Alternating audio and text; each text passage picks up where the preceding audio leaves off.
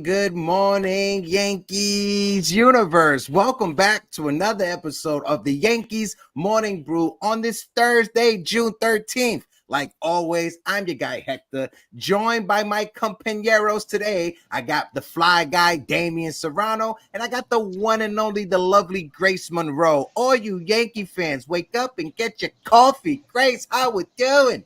Hector throwing it back with the old school, wake up and get your coffee. I have mine every day. I've been waiting for you to say that. So, you know what? Today's going to be a great day. I'm feeling good. 4-game win streak, like I was telling you, Hector, backstage. I mean, Listen, I'm on top of the world. I'm feeling great. Everybody's healthy, knock on wood, and everything else. So, good day to talk baseball. Oh, yeah. Damian, you're looking handsome. No hat on today. Thank you. I appreciate it. It's a beautiful day. It's a beautiful morning, everybody. Good morning, chat. Good morning, Hector, Grace. Yankees on a 4-game winning streak. What can we say? Let's get it. Gleyber Torres hit a bomb last night. Just saying. And listen, let's go, man. 4 games in a row. Let's sweep them today. Yes, sir. Yes, sir. Shout out to the chat. And like my guy Frank Luna loves to say, it's always a good day for a good day. Shout out to the chat. Shout out to everybody who's in the building. Let's do a roll call real quick. Big time Jerry is in the building. Jerry, how you doing? Salute, salute, salute. My guy Norman Soto is in the building. Norman, how you doing? He said, good morning, good morning, guys from the East Side. This team looks like the one from 2009. Say it again, Norman. My guy Anthony Medina, mi hermano de la Isla, is in the building. My friend Tina's in the building. Tina, how you doing? My brother Ghost is in the building. My co-host from the Yankees pregame spaces. Ghost, how you doing? Then we got our friend Jonathan in the building. My guy DJ Stills is in the building. Salute to you, DJ Stills. He said I was gonna make a joke about retirement, but it did not work. What's up, chat? What's up, you handsome SOBs? DJ Stills, you're always killing it with the dad jokes. Shout out to everybody who's in the building. If you guys don't mind, hit the like button, hit the subscribe button, and interact with the emojis that are right over here. I don't want to sound like a broken record, but YouTube is trying to be the new TikTok. So smack the emojis, interact with the screen, help get the chat going. And as soon as we get to 10,000 reactions, we would drop the link for the open panel in the chat. My guy Frank Luna is in the building. He says, good morning. It's a good day for a good day. Let's go. And we got a guest real quick. We got a couple of guests. I got Frank Luna backstage. I got our friend Vin backstage as well. Before I bring them up, Damian, we saw the game last night. Let's just touch on that real quick. Just give me a real good recap from the game. Let's throw it over to Grace, and then we'll bring them up. And also, we will be having a rubber ducky race later on today. So we'll be setting it up around 11:30 for a rubber duck race. Go ahead, Dame. What can we say? The game was over before it started. Before Poteet even got a chance to throw a first pitch. 6-0. Yankees leading all of baseball in first inning runs. You know, what can you say, man? Jose Trevino showing again why he should be at very least an all-star reserve. And, listen, top to bottom, we did our thing. What can you say? Rizzo even got a hit. I mean, so we got Rizzo on the board, Judgy, Soto. I mean, from top to bottom, 1 through 9, it was a great game. Again, Caleb Ferguson shows his ugly face. What can we do? We know what we need at the trade deadline. Cashman knows what he needs, and that's a lefty arm coming out the pen. And other than that, listen, 3 games in a row, everybody came into this series thinking the Kansas City Royals were a really good team, and rightfully so, but it just shows how good this Yankee team is. Grace, real quick, let me get your thoughts before we bring in Frank and Vin. I'm going to bring them up to the stage right now. Go ahead, Grace. Yeah, I agree. It was over before it started, and that's exactly how I like it. 6 runs in the first inning, the top of the first inning. I mean, I was on cloud 9, and Ferguson was sweating. He looked so nervous. He looked just totally like he was going to explode at one point. That poor guy. Poteet, he did really well until I think he was getting tired. I think his first couple starts, he really was pitching with adrenaline, with, excited to be up, excited to do everything. And now it's he's kind of starting to tire out a little bit, which is great because Gerrit Cole is on his way back with his lat potentially last rehab start on Friday. We could possibly see him in the Bronx next week, and I cannot wait to have Daddy Cole back. Y'all know how it is. Not Volpe. Torres had a great game last night. Okay, I'll say it. I'll admit it. It's fine. Guess what? I want to win. I want Torres to have great games. So all y'all that came up here, I'm going to tell Grace today that Torres had a great game. Guess what? I admit it. I don't care. But that's how it is. You got to beat them to the punch before they're in the chat. You got to beat them to it, Grace. Yeah. All right. So, like I said, we got two guests I want to bring up real fast, and I know their time is limited. They'll be with us around like 11:35. But I got Frank Luna and my guy Vin. So, Frank, how you doing, Poppy? Good morning. Morning, guys. Mr. Luna. Good, yes, man. sir. I'm good. I'm here with you guys. The chat's getting fired up. I can't wait to see what Celso's up to. That's always the highlight of my day. Yes. So I'm gonna bring up my guy Vin right now. Vin, how you doing? Good morning, Vin. Good morning. Happy to be here. Vin, for the folks in the chat that don't know you or aren't familiar with you, just give us a quick spill where you're from, how you got started in this, and obviously I met you at the event with Frank Luna. You came through clutch. I was telling people on my stream I lost the footage of when I interviewed Willie Randolph, and you came through clutch, bro. And I always got to give you your flowers for that. Thank you so much. But let the people know where you're from, bro. Hey, we all need that call to the bullpen sometimes, right? Big facts, man. I'll be your Mariano Rivera any day. I'm coming to you from Toms River, New Jersey. Mm-hmm. So nice, Vin. Just give us a little background, because you've been in this as a journalist covering different things. So let the people know how you got into the sports business. So I'm a play-by-play broadcaster, doing freelance for a couple companies and some PA announcing. I'm also a reporter, so I spent a number of years as a radio news anchor and a reporter, and a sports reporter as well. So Frank and I got to know each other over the years with my job as a news reporter, and hit it off ever since. Become good friends over the years, and still love covering sports, still love calling sports and doing play-by-play around New Jersey or out in Pennsylvania, as it's brought me over the last couple of years as well. So, and of course, grew up, a diehard Yankees fan, so enjoy watching the games. Nice. And talking about the Yankees, the 2024 New York Yankees are having an amazing start to the season, best record in all of Major League Baseball. And one of the big pieces about that, we could talk about Juan Soto, but we have to talk about Aaron Judge, who is playing on another level right now. Aaron Judge is sitting 306. He has 25 home runs, 62 RBIs, and he is leading the entire Major League Baseball with a 1.135 OPS. Now, the conversation has to start. Is Aaron Judge 2024 season, could that be better than his 62 season a couple of years ago? Frank, I'll toss it over to you, and let's get your thoughts on the season that Judge is having. I think so. I think statistically it can be, but most importantly, I think where this team is going to end up is going to be a little bit further than where they ended up in 2022. So, and I'm sure Judge would probably say the same thing, like, hey, man, I'm happy if my stats get close to that 2022. I think Judge is probably at this point, if he keeps doing half of what he's doing, he's probably the MVP. Remember a month ago when people were like, oh, Aaron Judge is he's washed. He got his deal.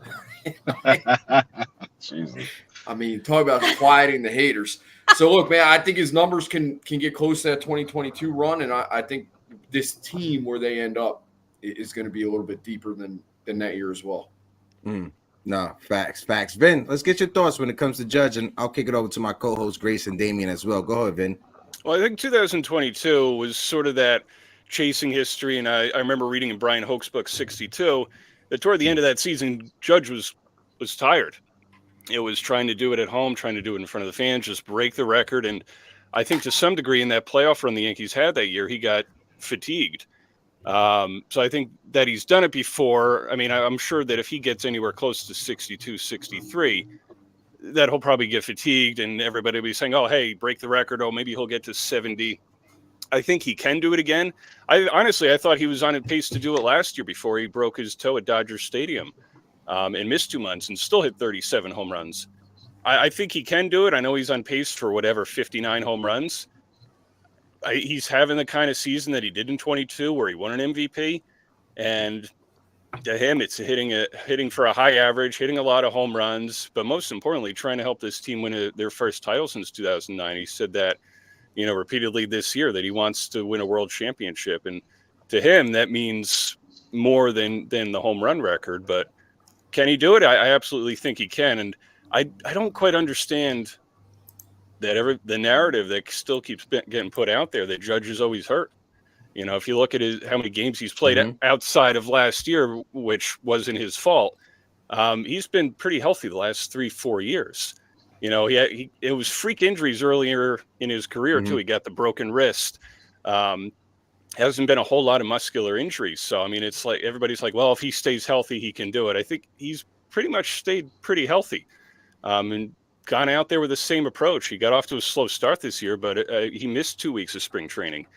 And it looked like his timing was just off. Now his timing is back on, and he's doing otherworldly things at the plate. No, yeah, and Frank can speak to this more because he's around the team a lot more than some of us Yankee fans. But you could just tell Judge is having an amazing season, and not only offensively, but you could just tell he's having fun. And that's the one thing us Yankee fans, we've been criticizing this team over the last few years. We've been saying this team is just a corporate shill, that there's no fun going on down there in the dugout. But this season, you see the way that Judge is acting with his teammates. You see the way that Juan Soto is embracing the fans in right field. It's a total love fest for Juan Soto. And it's not one Yankee that you could point to that dugout and say, look, that person looks like they're miserable. That person looks like they're having a bad time. Even with Anthony Rizzo struggling the way he has been struggling of late, he is still in the dugout smiling, having a good time with his teammates. He's not letting his struggles at the plate carry over to his character in the dugout. I just wanted to throw that out real quick. Shout out to the chat. My guy ESB Richie Rivera is in the building. He says, Richie. Shout out to Heck, Damian, and Grace. Always hold it down. Rich was with me in at Somerset when he ran into Frank Luna. It was great seeing Rich for the first time. Grace, let's get your thoughts on number 99. Go ahead and kick it over to Dane. Vin, I echo everything that you said. Every point that you were making, I was like, dang it, that was my point. Dang, that was my point. But I'm yeah, sorry. We can share. No. Yeah, no apologies. We are one mind. But yeah, I think that he could be on pace to break his own record. Although I'm not sure if that's the goal. The goal will be 28. And although since he's already done it, maybe there won't be as much pressure on him. Maybe they wouldn't break into the football games and have it nationally televised every at bat like they did in 2022. But I do think that he was extremely exhausted by the end of that season. And if you guys remember, he didn't break the record until the day before the last day.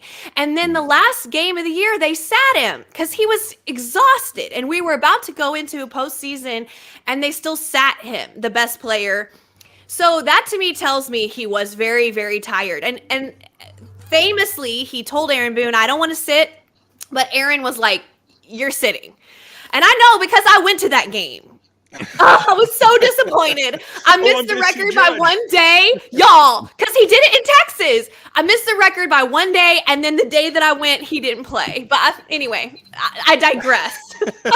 I want him to set a new record for himself, and that is going off in the postseason. We haven't seen Aaron Judge truly blossom in the postseason yet. That's what I want him to focus on and do this year. And I think that 28 is so close, y'all. The closest it's been in 10 years probably, and maybe more. And I'm so excited. Aaron Judge is the best player in baseball, period. And now that Shohei Ohtani is in the National League, I feel like Aaron Judge's the MVP is his to lose every year, you know? And so I do think he's favorite for MVP. Juan Soto is obviously in that conversation, and maybe a couple other players as well, but woo, he's good. Yeah, Grace, I'm not gonna lie. When you was cooking, Rich Rivera last night in the pregame space we were having, you guys literally was saying the same thing because you know what, Rich? No. Let me say something, Hector. First of all, every time I make a good point, Rich says, that's my point. That's what I said. Blah, blah, blah. No, Rich, I have my own mind. Why don't you come up here and talk to my face? Okay, well, the Graces Monroe with the little lemonade on the cut this morning. Damian, let's get your thoughts real quick, and I'll toss it over to Frank before we switch topics to Gerrit Cole. Go ahead, Dame. Oh man, listen, he's the best hitter in baseball. What can we say? He's on trajectory. He's gonna get that record. He most likely will. The only difference is you got Juan Soto on the team, which is gonna take a lot of stress off of him compared to the year that he did hit that 62. So when it comes to Judge, you have a full team around him between Volpe, Rizzo, and Soto ahead of him. Pitchers are gonna be forced to pitch to him because when you got first and second base, second and third base, whatever the case may be, you're kind of forced to pitch to Judge, especially in the early innings. Later in the innings, obviously managers will probably choose to walk him at that point, load the bases. But at the end of the day, Judge is the greatest hitter on planet Earth.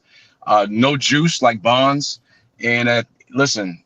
Don't be surprised if Aaron at the end of the season is creeping for that record, 72, 73, well, the 73. But what can you say? Judge is the best player on the face of the earth. He's the New York Yankees. He's the captain. All those haters that said trade him, send him down to AAA, stop it. You should be ashamed of yourselves. And well, yeah, listen, the Yankees are the Yankees. Judge is Judge, and he's the judge, executioner. He's the jury. So let's go.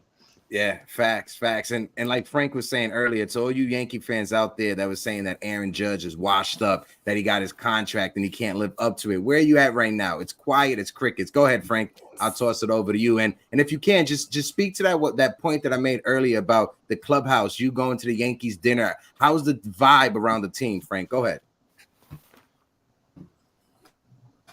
I mean, look, man, I think everybody to a guy is fired up. And, yeah, I've been so blessed to have the opportunity to get to know some of these guys. And, even the other day I was at the game and I handed out like 300 beware of dog signs in left field. I just printed them out and handed them out. And, like, bro, you could see I don't know if I'm freezing up or is that everybody? Am I freezing up or is everybody? That's your little bit. I think that's just on you on your end, but you're good though now. All right, cool. All right. So I print those 300 beware dog signs. I hand them out, and like, bro, when Judge and Verdugo come out, everyone's waving them, like barking, chant, like they like noticed it, and they took their time in noticing it. They kept throwing baseballs at us in left field.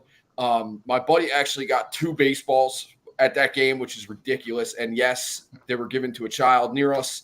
And Trevi messaged me that night. Jose Trevino messaged me that night. And he's like, bro, that's so sick. We're loving this. And that's just like, these guys are seeing it. They're feeling it from the fans.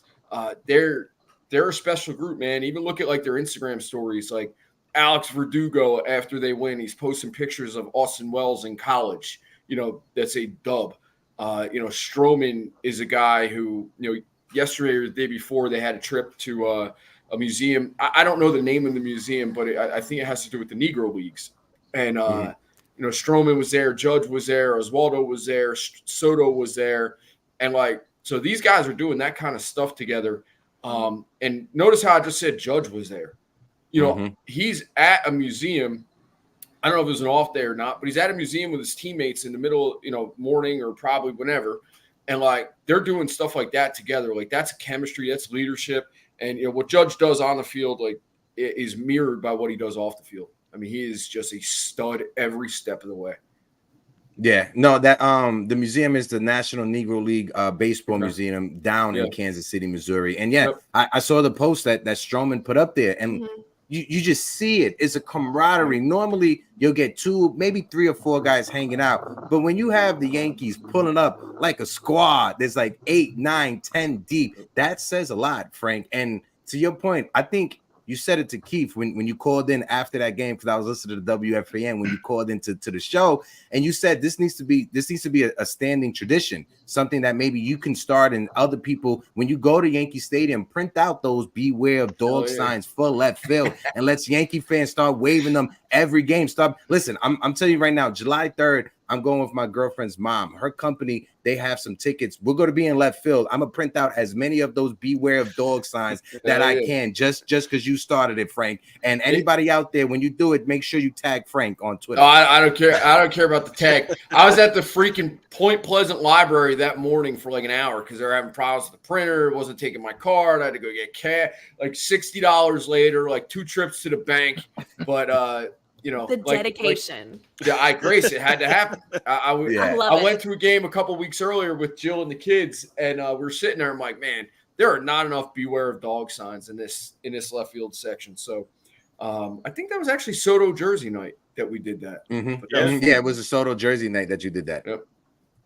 Yeah, but no, Frank, you started.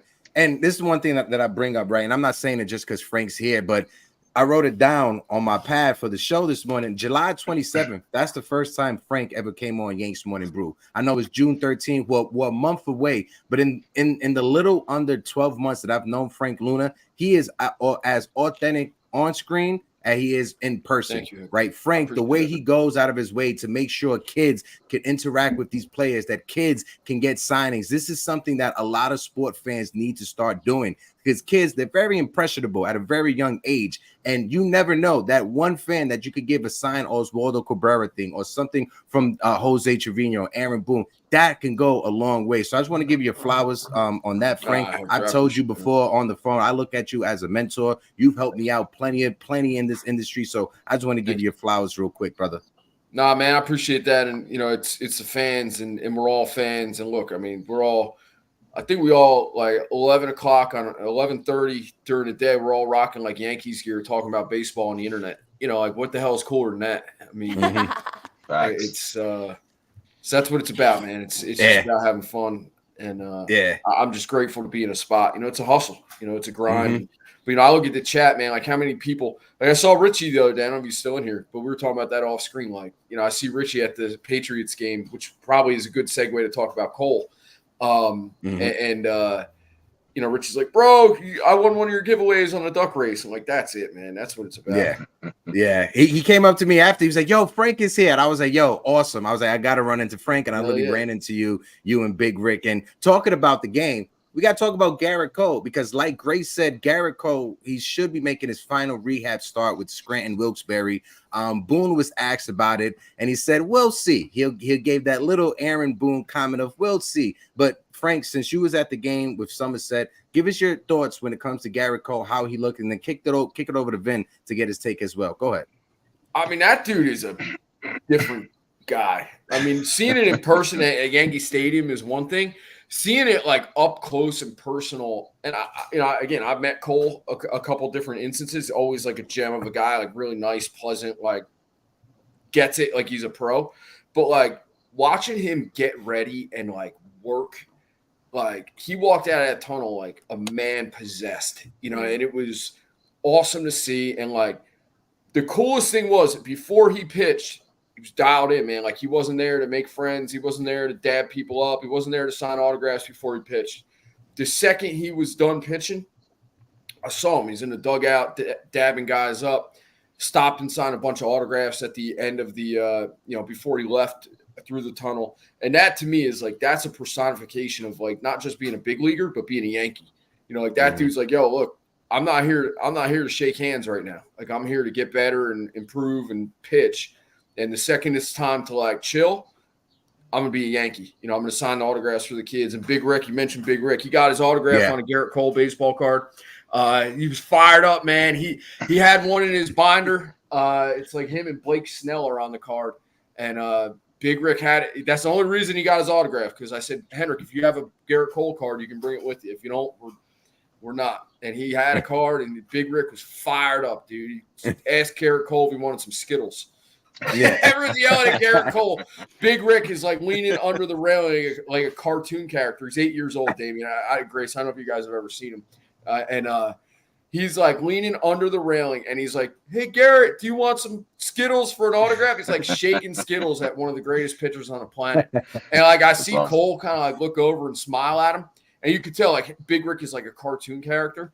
And Cole like signed an autograph, and they like turned around towards Big Rick, signed the one next to him, made him wait an autograph, and then he signed a baseball card for him, and Hendrick's like, I'll give you some Skittles, and Gerrit Cole's like, I don't need any Skittles, bud, and Big Rick was just fired up, man. So. That's awesome. But yeah, that's it. I mean, Cole looked great. I mean, he did what he should have done at that appearance, and was just a stud.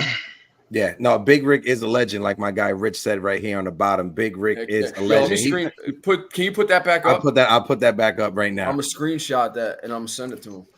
There you go. And what's funny, right? Because when I took the picture of you and him that I sent to you, right? I was looking at it, I was like, this little kid, he just has so much fun at the Yankee game. It's like the cartoon Chicken Little when he was playing baseball. He just reminds me of that little cartoon character from the movie. And when you said it, I was like, oh, it just fits so perfectly. But when you look at it, I'll toss it over because without Gerrit Cole, the New York Yankees, their starters, they have the best ERA in all of Major League Baseball, a 2.76 ERA in the absence of Gerrit Cole coming into the season. The big question mark was, what is his pitching staff going to do? How is it going to look without Gerrit Cole? Vin, let's get your thoughts on Cole making his last rehab start and, of course, of the starters. The other day, it was the anniversary of Gerrit Cole's Major League debut. I think he pitched like 6 innings, couple hits, couple strikeouts, 2 RBI single as well. But yeah, I mean, when we found out that Cole was hurt in spring training, it was almost like the reaction we have when Judge or Soto get hurt as well. We're like, oh man, your heart stops. You're like, what are we going to do? Like, how long is he going to be out? And we're like, all right, if the pitching rotation could do okay for a couple months, Cole get in there. We're going to need him for the second half in the playoffs. But I mean, the pitching staff is really performing well. I mean, Rodon has had a phenomenal year, a bounce back from last year. Marcus Stroman has been the pitcher that he was in the first half of last year with the Cubs. Clark Schmidt was looking really good before he went down with an injury. And then Luis Heel, who looked good a couple of years ago before he got hurt, is basically in a race to be the AL Cy Young winner. So, I mean, they've gotten phenomenal pitching rotation that has allowed some breathing room in Yankee land so that when Gerrit Cole does come back, all of a sudden you're adding him to one of the best rotations in all of baseball. And, elbow inflammation and those kind of injuries are tricky. You want to take your time. And you want Cole to be right, however many rehab starts it takes. And he's a perfectionist and he's an athlete. He's a competitor. He wants to be out there like 2 months ago. But adding him to the rotation, adding the reigning Cy Young winner to an already phenomenal rotation will really help this Yankee team toward a playoff run and certainly a World Series championship as well. I mean, you go back a few years, you're like, all right, who's the best pitcher in baseball? Is it Verlander? Is it Scherzer? Is it Kershaw? DeGrom? And over the last couple of years, Gerrit Cole, through just performing, has proven himself to be the best pitcher in not just the American League, but in all of Major League Baseball as well. And he's constantly trying to critique what he's doing on the mound, whether he had a 7-inning performance, scoreless, 10 strikeouts, whatever, or he didn't do that well or gave up a home run. He's always trying to get better. And I think whether he would be injured or not, one of the highlights of his career, certainly with the Yankees as well, that we've seen, up close is how good of a teammate he is.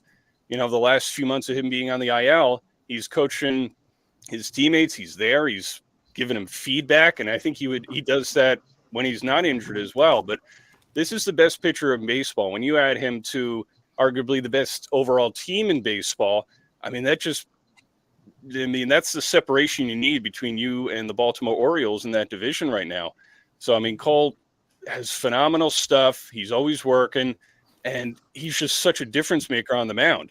It's like when he goes out there, all right, we need 1 run, Cole, get it done today. So, I mean, he's the best pitcher in baseball for a reason. He's got filthy stuff. He mixes up locations, and he knows how to get guys out. He's constantly studying film and, working with the pitching coaches and everything. So this is a huge deal to get Cole back. Yeah, no, 100%. I just dropped in the chat right now. Folks that are in the chat, we're going to try to get everybody's name who was in here. But if you can, drop a quack or a duck emoji in the chat so you can enter into the duck race. Celso is getting it set up right now. I just want to give a quick shout out to my brother Celso, one of the best producers, if not the best producer in all of the internet. Shout out to my big bro. I love him so much. Grace, let's get your thoughts real quick on Daddy Cole and then toss it over to Damian Serrano. And then hopefully, I'm not sure if Celso wants to pop in just to say hi to everybody. But go ahead, Grace. Daddy Cole, as I call him, if Vin, Frank, if y'all haven't been around, I call him Daddy Cole because ever since he became a dad, I saw a whole nother side of him come out, and I just love how he has sunk into the dad role of not only with his beautiful family, but on the team. And that's why I call him Daddy Cole. He's my favorite Yankee. But I think it would be so easy for a guy coming off a Cy Young year, coming off the incredible, the huge contract that he had and the ace caliber pitching that he's been doing, to get injured and then just like chill, not care, not be around all the time. Gerrit Cole cares so much about his team, about the pitching staff. He is so keyed in on every single pitch, even though this man has been on the IL for so long. He is there, he's helping, he's Professor Cole, and the other day when he had I think it was his second rehab start, this man went out, did a whole rehab start, then came to the Yankees game that night. Like, that is care, dedication you cannot put a price tag on, and you can't manufacture it. That's just who Gerrit Cole is. He is truly special and incredible and such a big leadership role on this team that cannot be overstated.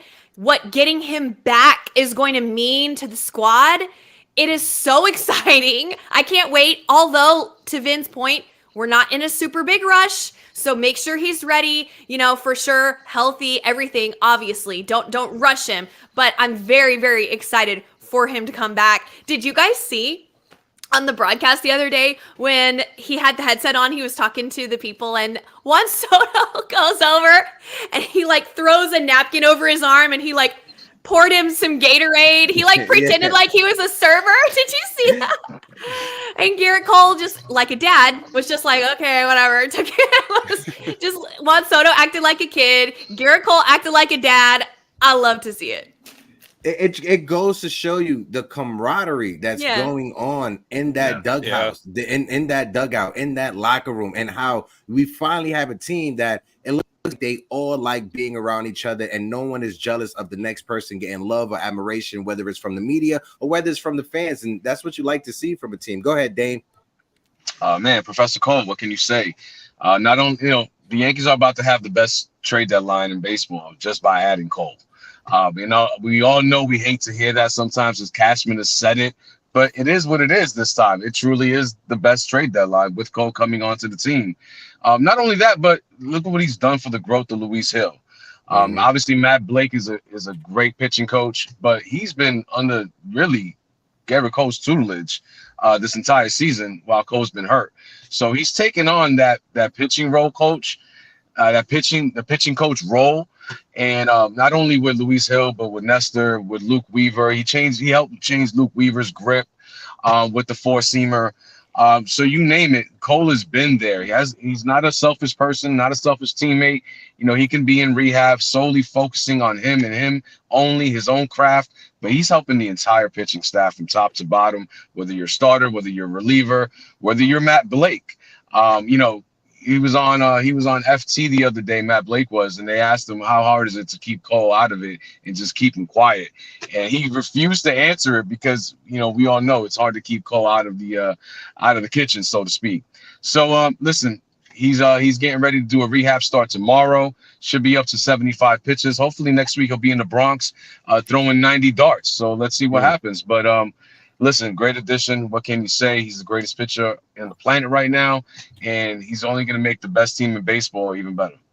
Frank, Celso's finishing up, setting up the duck race. Let the people know, what's the giveaways? What are the two giveaways that you got going so people can know what the duck race is for? And also, if you want to be in the duck race, this is your last chance to enter it. Drop a quack in the chat. Drop the duck emoji. Vince, what did I sign up for at 11 o'clock in the morning? They talking duck race. Prepare yourself, Vin. I love Hector, and I love the Morning Brew community. I really do. But it is like an 80-degree day. Yeah, it is a fun place to be. But it's like an 80-degree day at the beach right now. And I took the day off my day job. I was in the gym this morning. I'm feeling good. I'm like, man, I got to sit inside for a half hour and do this. The duck race makes it all worth everything. I would rather watch the duck race than be on the beach right now. So the first thing we'll do is a giveaway is Jose Trevino autographed baseball card for any people out there who love the Trevi autograph. He hit a jack last night. I said when we talked in the offseason, man, a healthy Jose Trevino. I think Damian said it like, "What up, old Sarge?" Damian said it like the Trevi's he's on his way to at least being a reserve on the All-Star team. I mean, look what he's doing. That's Texas boy. He is, and he comes back to Texas every year. He does a lot of work down there in the community. I love everything about the guy. And then the second thing I'm doing, I'm a big Aaron Boone truther. So I gotta get him to sign some more like manager photos. I just have a bunch of these ones for like giveaways and stuff. I remember this. Yes. I remember that moment as a kid, as a fan, as a young guy. Greatest moment in Yankee history. In baseball history, right? I mean, it's such a crazy moment. I've seen him sign this photo probably a good 2,000 times in person. So, I always snag a couple so I can do some giveaways and stuff. So we'll do these two things, two guys I like and have gotten the opportunity to know a little bit. So, that's it. No, yeah. I'm just waiting for Soso to jump in real quick so we could do it. Soso, just let me know whenever we could do it. That way Frank could go and enjoy the beautiful weather at the beach.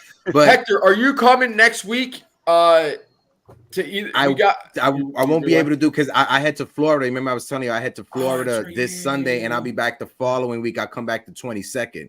But there was something for anybody who doesn't know. Yeah, we got Go two events next week, Monday night. One is Brock Selvage, who's a top 10 prospect, pitching prospect. He's on fire. He's doing an event Monday night at Sports Minded Unlimited up in Warren County. Awesome little hobby shop. That same night, we're doing something down the shore. You can't leave my Jersey Shore peeps out.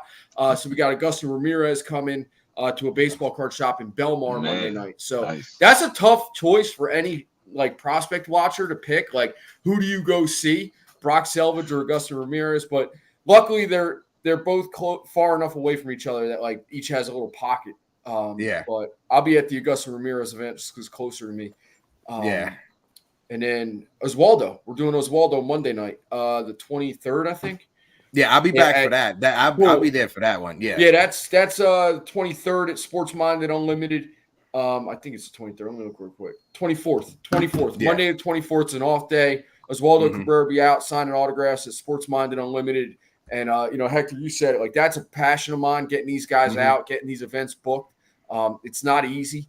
Last year I really wanted to focus on getting these prospects out a little bit, not just to introduce them to fans, but because they need them.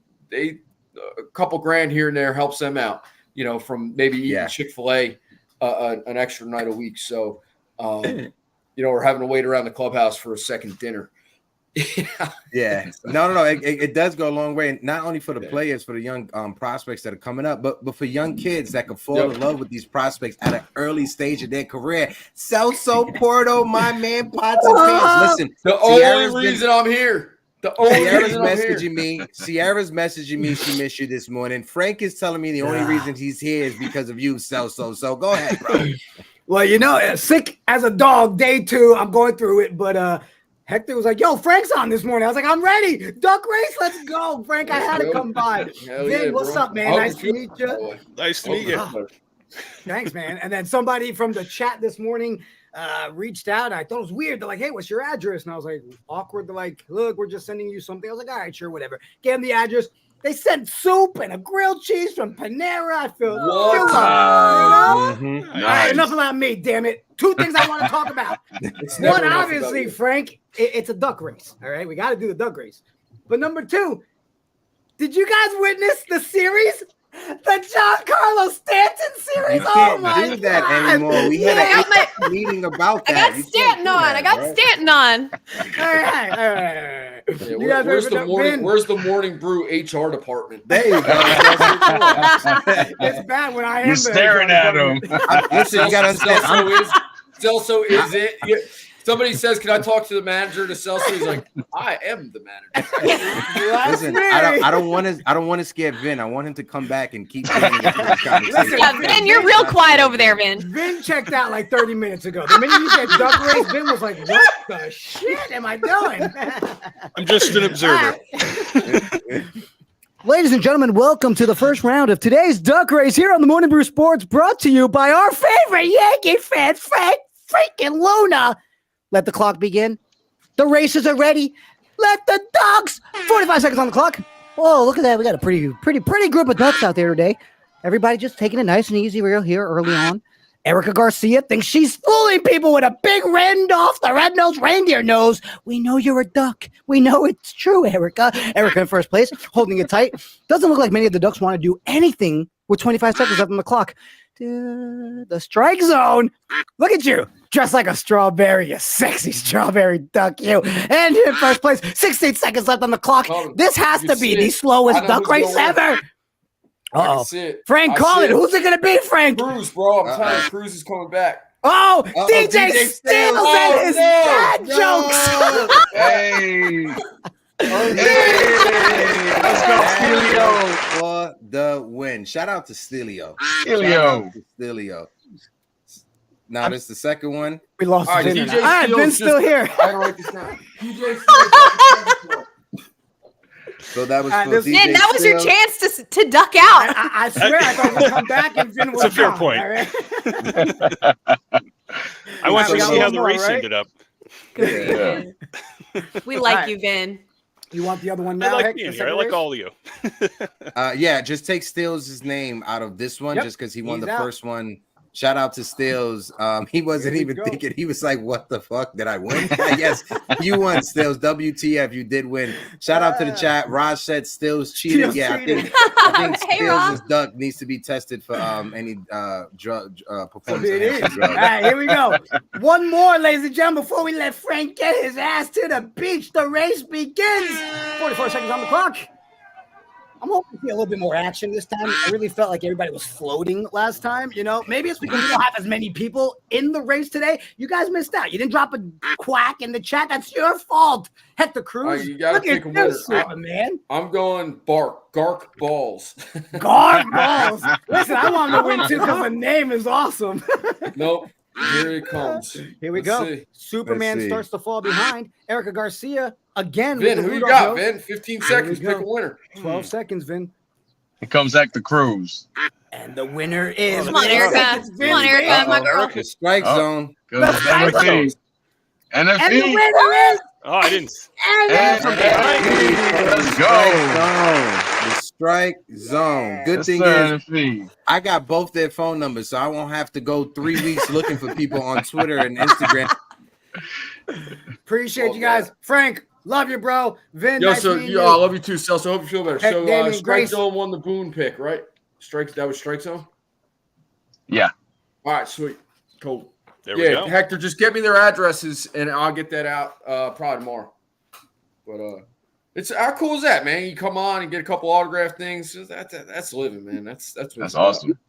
I'll get that to you right after the show as soon as I can, Frank. But again, All right. thank you so much for joining us this morning. I'll let you go so you can enjoy Yo, the. do we have 1 minute enjoy or the no? beat. If Yeah, do we go have ahead. one- I was about to say All right, all right. anything else you want to go. I got to put my cool all guy right, shades on. did Go you ahead. get the text I Oh, sent here we you? go. Hell yeah. Yes, Hector, I did. you- I got it. I got it. You know who right that now. was in I that picture? Yes, Papelbon. Who? All right. So you guys know, like, I'm 40. So Jonathan Papelbon to our era was like, he was a guy we, as Yankee fans, really liked to not like, right? Like he was the epitome of what we didn't like as he's a Red Sox. So I was working with the Savannah Bananas this weekend, which, by the way, if you can go to a Savannah Bananas thing, I didn't think I would like it. I loved it. It is definitely wanna amazing go. what they're doing. It is so It's like fun. a good time. All the guys, the players are such stars. I was with them for 2 days. They're absolutely amazing. So the game is at Fenway, and I'm in the dugout helping them like authenticate stuff, like get game used memorabilia, stuff like that. And earlier in the day, we heard Papelbon might be coming. So I'm like, oh man, like then you got to be a pro, right? Like I can't be like, oh, Juan Soto jersey, right? Like you got to be a pro guy. So Papelbon comes out, he pitches like a couple pitches. He gets an out. Or literally, Sean, our number 2 villain is Papelbon, right?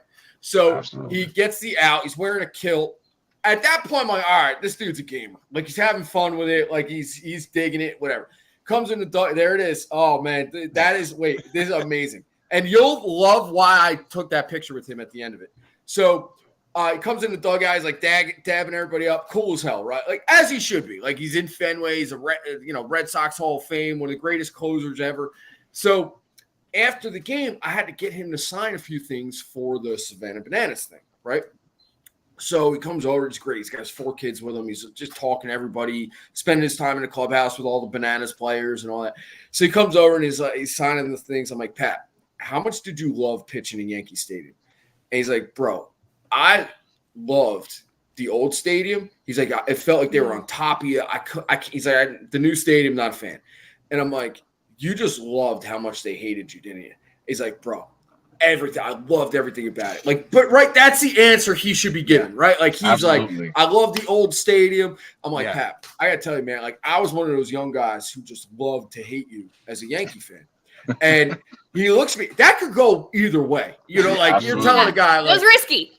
yeah, that could go either way. But, you're in the clubhouse, like, there's a vibe to it all. And he just looks at me and he says, thank you. I love it.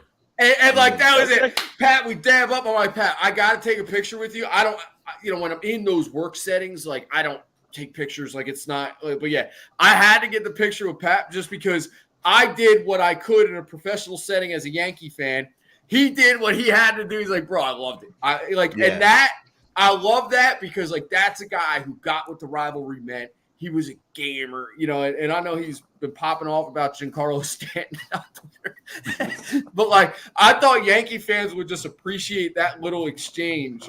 Because I had to, like, I couldn't, I came in, like, I couldn't do that. So, you got to be like, Pat, man, like, I hated you when you were playing, and he's like, thank you. And I was like, that is how that exchange should have gone. So I thought the community would appreciate that. I was professional enough about it without like being a nerd. So That's a great story. I had to share that story because that was it, man. Pat, man, what a trip. Now, Frank, I appreciate you, brother. Like always, look forward to linking up with you at all these events. Yeah, even though I won't be able to attend, guys, just know this Monday that's coming up, there's a lot of dope events that's going on with Frank Luna. Make sure you tap in with him on social media. Follow him on Twitter. Follow him on Instagram. Frank Luna NJ, just like it is right there. Frank, brother, appreciate you like always, my guy. Yo, and you guys follow Vin, man. He's doing awesome work in the sports stuff. Like, he's everywhere. You're still working in professional baseball now at the Blue Claws. You're still doing that, Vin? Yeah, I took Big Rick. I should hit you up. I took Big Rick there the other night to see Aiden Miller play. He's a top Phillies prospect. Yeah, he just got promoted.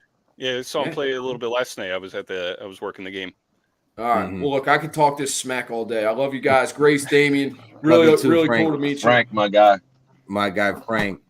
Vin, brother, again, I just want to give you your flowers, take a few seconds to tell you thank you for joining us and taking a second out of your day. I know you was busy earlier today, but you took time, you made time to join us here at 11 o'clock. I know we're a little bit past the 30-minute mark, but I just wanted to give you your flowers. And also, thank you for coming clutch when I needed to call the reliever. I needed a lefty or a righty, and then my guy Vin came in clutch with that footage from the Willie Randolph interview. So appreciate you, Vin, right now. So just before you go, let the people know where they can follow you. Give them your social media handles. Give them your Instagram, your Twitter. And whenever you're free on 11 o'clock in the morning, if you want to join me, Grace, and Damien, you got an open door policy. You got an open seat here. You could join us whatever you want on a Tuesdays or Thursday, Vin. I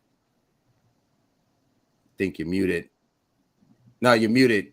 I don't know. You got to unmute yourself. You got to go to the settings on the bottom of the screen and unmute yourself. I can't unmute you on the screen. Screen. He's got to love tech. There you go. There you go, Vin.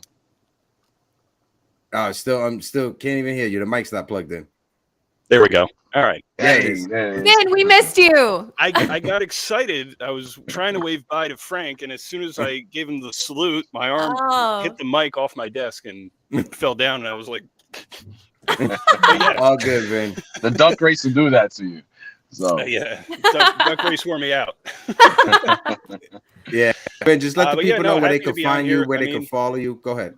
Yeah, so I'm on. Anybody can follow me on Instagram, X, TikTok. It's as you see it there. It's at Vin Ebonu. It's just one word. But yeah. I post all my play-by-play reels, all my reporter interviews, like we did it with Willie Randolph, and everything up on social media. So definitely appreciate the follows and everybody's support and watching and listening to all the content. So at Vin Ebonu on social media is where you can find me. And hey, this was fun. First time being on the show. Happy to come on anytime with you guys. Nah, I appreciate you, Ben. I'm definitely gonna be reaching out to you to have you on more often, bro. I honestly love the work that you do. Definitely appreciate you. That's why I always tell people, wherever you're at, just be nice to everybody. You never know absolutely. when you may need somebody or if somebody can look out for you. Always be nice to everybody. Be your authentic and genuine self. And maybe a few weeks down the line, you can hit somebody up. Hey, I lost the footage that I had. Do you still have it? So, Vin, appreciate you, bro. Like always. See you next time. Appreciate it. Thanks, guys. Mike. Bye, Vin. My guy Vin. That was my guy Vin right now. And then we got some more people to bring up backstage, but I want to just talk to Damien and Grace real quick before we bring them up. Dame, Grace, yes, sir. We got to talk about Cody Petit. The pitching from Matt, the pitching factory that Matt Blake has been putting out. I'm gonna bring up the pitching real quick before we get into anything else. Cody Petit, 5 1/3, 4 hits, 2 runs, 3 walks, 2 strikeouts. Cody Petit has a 2.14 ERA. I'm going to say that again. Cody bleeping Petit has a 2.14 ERA, and he has filled in admirably for them. Go ahead, Dane. He was a first round draft pick for a reason. So a lot of teams gave up on him. He has some early injury situations with his arm and whatnot. But again, the Yankees take a lot of pride in finding these reclamation projects, these guys that were former first round picks, and they all see something in them.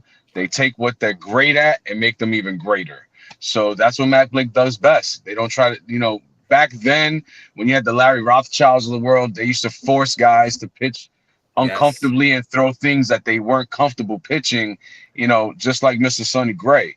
But Matt Blake takes these guys, he molds them and makes them great, like I said, greater at what they are already great at. And that's the focus with Petit, man. He's a trick of all trades, has obviously more than 3, 4, 5 pitches. And listen, he works it all well, hits the corners. It kind of reminds me of Stroman, throws a little bit harder. But what can you say? He's filled in perfectly. And he'll always have a spot on this team as long as he's on the roster. I hope we can keep him. But you never know. Maybe he brings back something greater, come the trade deadline, whatever have you may not. But listen, Potit's a guy. He's filled in. And lucky that we got him because, Clark Smith was doing this thing. But really, we haven't lost anything with Potit in. So what can you say? Yeah. Stills brings up a great point right here. Yankees got 28 games left before the All-Star break. Any chance the Yankees can get to 70 wins by then, all they got to do is go 21-7. And seeing how the Yankees have been performing in the month of June and over their last stretch of games, it's not that far out there to say the Yankees could go 21-7 over the next 8 straight games. Of course, anything could happen. A team could go through a bad slump within 5 days or 4 days. So I do get that, but still, he does bring up a great point. Go ahead, Grace. I'll toss it over to you. And then we got Ruben backstage, Jonathan, and then Sunil. I bring you guys up as you guys appeared in the queue underneath. Go ahead, Grace. I mean, that's crazy what DJ brought up, that it's possible, considering that last year we only won 82 games. I think, wasn't it 82? Yeah. The whole year. And we're about to possibly hit 70 before the All-Star break. Like, that is crazy. That's a good point to bring up. But Cody Potit's awesome. I would have liked to see him go a little bit deeper into the game last night. To split hairs here, to nitpick, overall, really happy with him. It's been incredible. When Schmidt went down, we were like, oh, what are we going to do? Here comes Cody Potit, like Superman, and he has not missed a beat. It's crazy what our pitching staff has done. Gerrit Cole goes down, Heel doesn't miss a beat. Schmidt goes down, Poteet doesn't miss a beat. Like, this is amazing and crazy. But yeah, I would have liked to see him have gone deeper in the game, especially considering that we were giving him 6-run lead to start, and then he had so much of a cushion. This again, I'm just nitpicking, but I would have liked to see more strikeouts and more kind of aggressive pitching, just because we had such a cushion and he had such an opportunity to utilize a different pitch mix and be a little bit more aggressive. But overall, amazing. I mean, I give him an A, and I'm really happy with him. But yeah.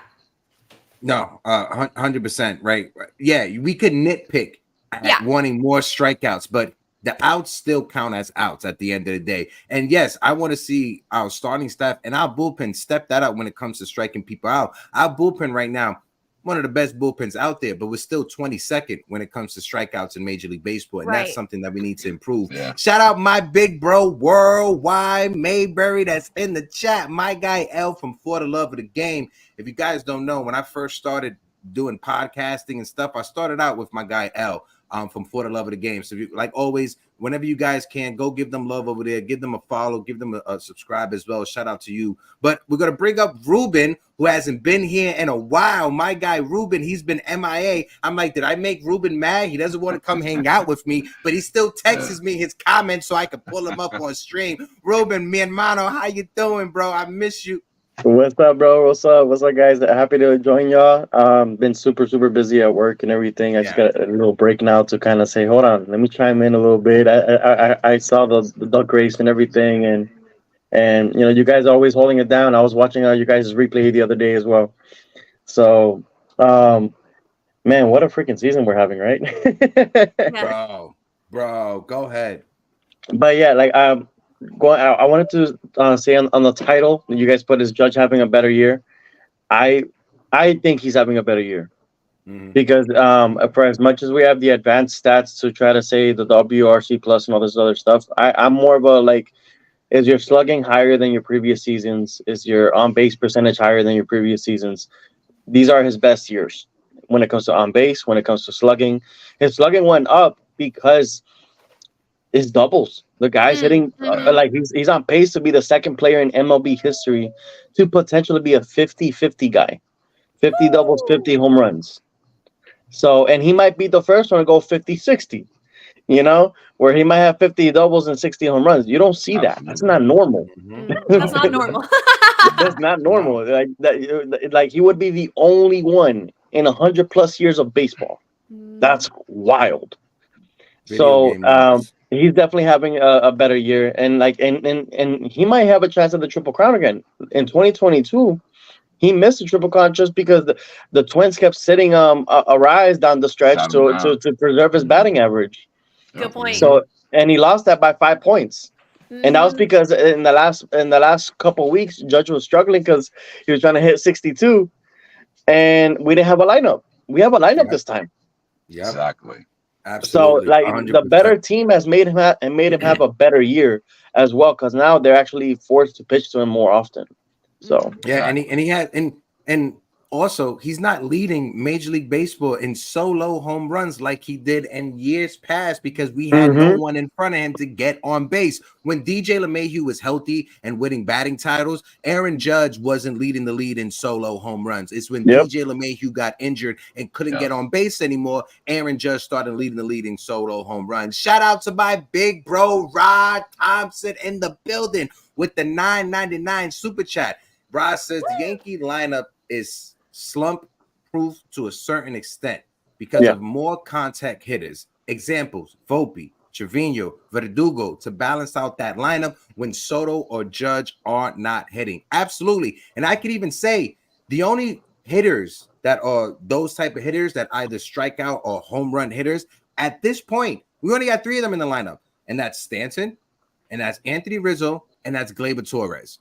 Regardless of what you want to say, those are the 3 weak points in the lineup. Jose Trevino has been exceptional this season coming back from his wrist surgery, right? Anthony Volpe has been phenomenal in his second season. And then you get Soto, and then you get Judge, and then you sprinkle Alex Verdugo, who most Yankee fans, before the trade happened, we all could not stand this man, Alex Verdugo. When the trade happened for Verdugo, that revisionist history, Ruben. When the trade was made for Ruben, I know. When the trade was made for Verdugo, we were talking about it, and I was scratching my head. But he has fit in. He's fit seamlessly, like a perfect glove. So shout out to Alex Verdugo. And this is why I've been saying it. Ruben, TC's not here, but I gotta say it. And Brian Cashman, I trust, because look at the moves that he made and look at the moves he didn't make. Look at Blake Snell. Look at Jordan Montgomery. Look at all the other players we didn't go out there and trade prospect for, right? So shout out to the front office. He had an awesome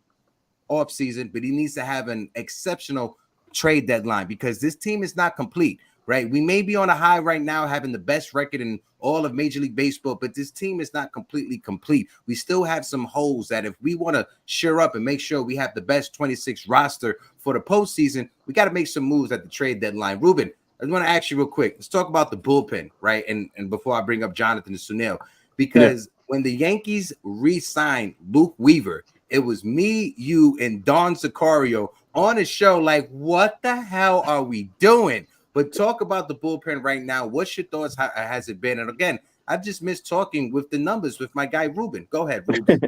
Nah, he's been amazing to have. Like, I mean, I know at that time I thought it was a good deal for the price. It was such a cheap price. And given how solid he was down the stretch for us, I really think like having him the way he's performing, and the fact that him and Tonkin both are like these guys that were DFA'd multiple times in the past couple years. Weaver last year, this year it was Tonkin, and both of them are performing at a really nice rate. Like Tonkin surprised me. I was like, yo, who's this guy? And I looked up his career stats. You know, he's very mid. You know. And then he comes in with the Yankees, and I mean, he got a save the other day. It's wild to see that what Blake continues to do, and that's right. Like I feel like as long as we have Blake as the pitching coach, teamed up with Gerrit Cole, hey, our bullpen will never be an issue. So like I feel really strong about that. But I do gotta start heading out real quick. I did want to say the one crazy thing about Judge's season. And this is why I want the second half of this lineup to start stepping up a little bit more. The fact that Judge's slugging percentage alone is higher than the OPS of Gleyber Torres, Rizzo, who was the other? Cabrera, Wells, Trevino. Every now and then, sometimes it goes up, sometimes it goes down. But Judge's had higher slugging percentage than OPS for most of these players. You don't see that. That's not normal. And then the fact that his batting average is higher than the on-base percentage for Giancarlo Stanton, for Torres, for Rizzo. Like, that's ridiculous to have a guy that has a batting average of 308 and his batting average is beating their on-base percentage. So that to me is just saying you guys have done good, but the second half of the lineup needs to get it done. So this is why I call him El Numero Uno Ruben, because when it comes to the numbers, my man Rubes knows it. Ruben Hermano said, like always, bro, I'll be in Florida next week, right? So I'll be staying in Tampa. I'm gonna be out there for about a week. So if there's any day we can make some time to link up just to grab lunch with Damien, myself, you, please, Ruben. Let's try to make I'll see if I can drive up there. I'll see if I can drive up there for sure. I'm in Fort Myers right now, bro. It's been raining like crazy over here. Yeah, so I hit you when I'm out there, Rube. You be safe, bro. Nada, cuídense. Later. So, Grace, I want to toss it over to you because you threw a phenomenal topic into our group chat, right? So before I bring up Jonathan, before I bring up my brother Michael Caputis, and Sunil, let's touch on that topic and that be the conversation we have. So go ahead, Grace, if you want to read it off for the people, or if you want me to read it off, I can read it off. Okay, I can read off. I got to pull it up. Basically, I'm saying that this year we're having some special magic happening. And you can make an argument for a lot of different things, but the argument that I want to talk about today, or the topic that I want to talk about today, is the fact that we have so many players and staff who are having a year way better than last year for whatever reason. Maybe it was injury, maybe it was who knows what. But this is what I said. Who has had the biggest comeback or surprise season so far this year? Stanton, Rodon, Boone, Trevino, Cabrera, Cashman, Judge, Heel, Volpe. All of these guys, you could argue, are having a year we didn't expect, a better year than last year, a crazy year way over their stat line. Go ahead. I want to hear what you guys have to say. For me, it's really, really hard because you got a couple of really, really high top contenders there. Although you can make an argument for all of them. For me, Rodon is way up there, but actually, I'm going to say Volpe. Volpe's year. Who called that? I mean, even I, who thought he was going to have a much better year this year, I thought he was going to be hitting 260, maybe 270. This bro is almost hitting 300. He is heading toward 300.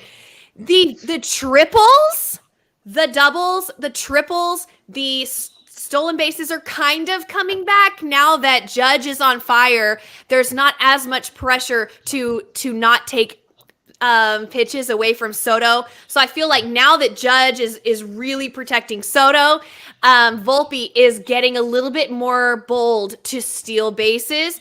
And his fielding, he won a gold glove last year. His fielding is even better this year.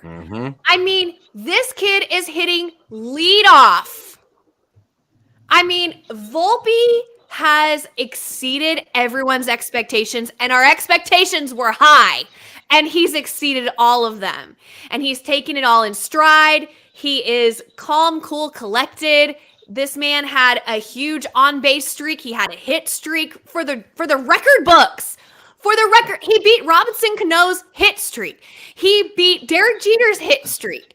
He only lost the hit streak to Joe DiMaggio. This guy is having an incredible year. So for me, I would say Volpe. But I want to hear what you guys have to say because there's a lot of players you can make an argument for. Go ahead, Dane. Man, I'd have to say Volpe too, to be honest with you. I mean, coming into the season, people were saying, you know, if we can get 240 out of Volpe, we'll be happy with that, right? And the kid is hitting almost 290 at this point. His on base is up. He's the catalyst of the lineup. He's the leadoff hitter. When you're the leadoff hitter, you are the catalyst. Everything begins with you as far as the offensive side. So Volpe is definitely up there. Somebody else that, you know, got a lot of slack and got a lot of slack from, you know, somebody we were just talking about, Jonathan Papelbon, was Alex Verdugo. Papelbon completely, you know, kind of almost tarnished his name a little bit in the offseason, talking about how Verdugo's always late, he's a show-off, so on and so forth. And he's shown us complete 360 compared to what Papelbon said about the dude. He came in, he's a great teammate. You can see that he's on board with everybody. Offensively, another catalyst. Soon as Boone put him up in that cleanup role, the offense changed from that point. Offense was mid at that point. We were complaining about the offense before that move, if anybody remembers. Once Doogie went to that cleanup spot, it changed the entire offense, the whole complexion of it. So not only Volpe, but I say Doogie as well. He deserves a lot of credit. Volpe deserves a ton of credit. Yeah. I mean, honestly, everybody on that list, including Trevino, because you know, people forgot almost that Trevino had a wrist issue last season. And when you have a wrist issue, obviously you're not going to be the catcher that you've always been. You're not going to even be offensively like you've always been. He was a shell of himself last season, caught a lot of slack for it, but we should actually have been crediting the guy because he went out there no matter what, even with that wrist issue, and tried to give it all he had.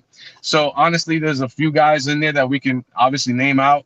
Those are my top three, but everybody deserves their flowers. You know, everybody on that list deserves their flowers.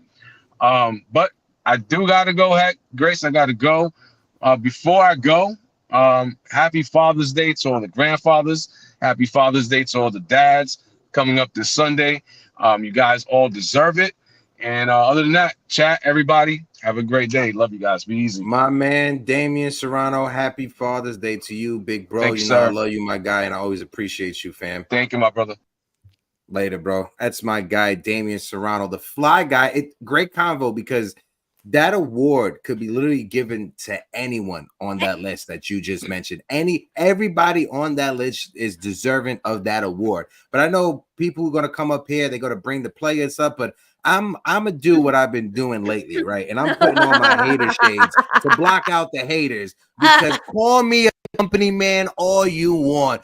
Call me and say that I am kissing up to the brass buttocks of Brian Cashman, Hal Steinbrett, and Aaron Boone. Guess what? I am, but I don't care, right? Because when it comes down to it, Aaron Boone has handled this roster way better than he's handled the rosters from behind. And granted, it goes credit to the front office because he has better pieces to choose from. He doesn't have to put Willie Calhoun out there. You don't have to put Jake Bowers out there or Billy McKinney. Having Juan Soto in your lineup, it makes it easier for you to make up that lineup card every day. But I have to give flowers to Aaron Boone, to Brian Cashman, and the entire front office. Like I said, they had an exceptional offseason. They need to have an A+++ trade deadline. So I got more folks to bring up for the conversation. So I'm going to switch it up. Don't be mad at me, Jonathan, Sunil, Caputo, but I'm going to bring up Erica because Erica just jumped back here and I sent it to her directly. So Erica, let me get a thumbs up before I bring you up. Whoo, lost my breath right there. So I'm going to bring up Erica to rock out with us. Erica, how you doing? Good morning. Good morning, guys. How are you? Good. How are you doing? Loving the streams today. The duck race. I started off hot in both of them, and I knew I was like, once I started off hot, I was like, damn it. But I heard I was going for you you. were cheering for me. Thank you. Go ahead, E. What's your thoughts on the question, the topic that Grace presented? Yeah, I think that's an awesome topic. I love it because, like you said, there are so many different players and personnel that we could choose from. I agree with you. If we're gonna keep it with the Yankees of last season to this season, I would say Volpe 100%. Again, I also thought he was going to be a 260, 270 hitter, and I would have been happy with that. But what he's doing is incredible. And I've backed him from the beginning. I said that's my leadoff hitter. I know he went through that slump. Everybody was starting to doubt him. They were saying that we messed up the lineup, but no, that was the right move. But for me, believe it or not, I'm gonna say Soto. Because let's really look at the seasons that he came off and came to the Yankees from. He was in a lineup with San Diego that you thought he was going to have stats like this. He was surrounded by Manny Machado and Tatis. You throw in Xander Bogaerts, and he didn't play up to what he's doing now. I think that he is exceeding expectations with this Yankee team. And then when you look at the impact that he has had on this lineup, obviously people have brought it up where if you take him out the lineup, it's just a completely different dynamic. And it is obvious. I've said it. He's a generational player. But what he has brought to this team, I think, is something that he's been waiting for to break out. He had it. He was so young with the Nationals, and he was impressive. When he went to San Diego, again, he's still surrounded like Manny Machado, like who's the leader, right? Just handling those egos. And he comes here and he has fit in like a glove. You see the camaraderie in the locker room. You see the impact that he's brought to the lineup, the culture. It's just different. So I would say, to me, Soto is exceeding expectations off of the seasons that he had. I mean, I'm looking at stats now. Last year, he was 275, average 410 on base percentage. Before that, he was 236, 246. I mean, those are unheard. Like, you're going to give that amount of money to a guy like that. And now you see this season, you're like, yeah, you get blank check. It doesn't matter. So I would say Juan Soto. And I don't know if that's an unpopular opinion, but I just see the impact that he's made, and it's incredible. No, I love that. I can't disagree with that. Go ahead, Grace. I'll let you. I was just going to say, I think that this entire conversation that we're having, the reason why I wanted to bring this up was to make the larger point that our team is having a magical run this year. It is a magical season. And when you look at the championship teams and the dynasty teams and the amazing teams, they were all stacked. Don't get me wrong. But the years that they did the best was when they were having magic, when they had multiple players having incredible years all at the same time. And the fact that you can even have a different opinion, Erica, and back it up with all the information. Just like you could make an argument for Volpe, you can make an argument for Verdugo, you can make an argument for Boone, you can make an argument for Cashman. All these people in the same year is truly special. Like it's magical. Yeah, I want to ask you guys over and under, because Anthony Volpe, he has 7 triples on the season so far. It's June 13th. Do you guys know the record all time in a season for triples from a player from the Yankees? No. 21 triples. June 13th. You guys think Anthony Volpe could get to 21 triples? He is literally, what's the math? He is 15 away. How many games have we played?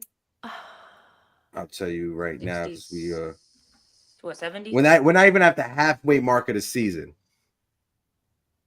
And he has to get 21 and he has 7, so he's a third away there. 49 and 21 is the record. I don't know, man. That's tough. That's tough. 69. Hold on, wait. 69 games. Who had that record? Who has the record? Earl Combs from I knew it. 1927. He was the leadoff hitter of the Murderers Row 1927 Yankees. Yep. That man. Okay. Oh, Anthony Volpe reincarnated? Yeah.